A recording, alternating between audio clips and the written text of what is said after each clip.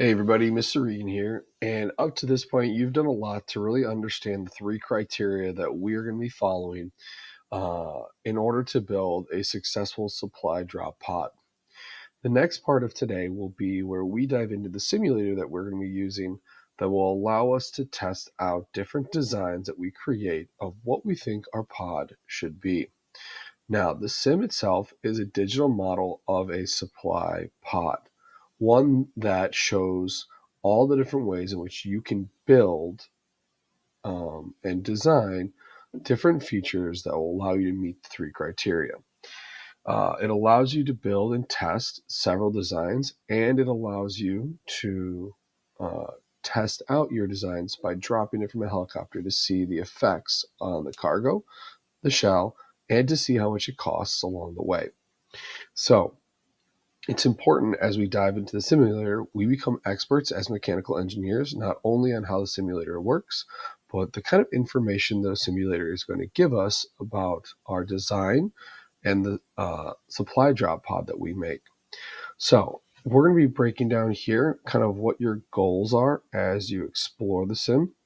And we're going to talk about how to complete the next set of tasks to analyze what happened in the sim.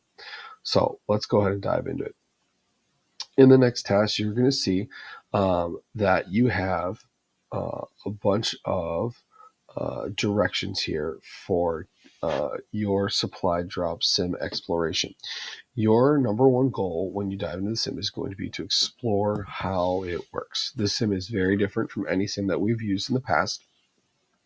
So seeing how it works, seeing all the features, seeing how you test and run your different supply drop pods that you make will help you become an expert on the tool itself so that you can then design the best pod that will meet our three criteria in the best possible way.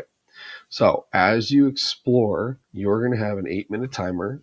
At the end of the 8 minutes, you're going to come back and you're going to reflect on what you saw, reflecting on all the things you found, reflecting on all the features and how they work, and reflecting on how this will be helpful in our overall design of the supply pod. As engineers, it'll be your job to make sure you continue to not only become an expert on this design tool, but also use it as part of the design phase of the overall internship. We will hopefully become experts on the drop pod itself and how it works here in the you hopefully became an expert on drop pods and the overall ways in which they're supposed to help people and how they work. Now it's the final. It's the next part is going to be focusing on using the sim to utilize that foundational knowledge as we dive into figuring out what's the best design. So go ahead and take a second. Do you feel like you understand kind of what you're exploring in the sim and how to complete the next set of tasks? If you have any questions, reach out. Otherwise, good luck.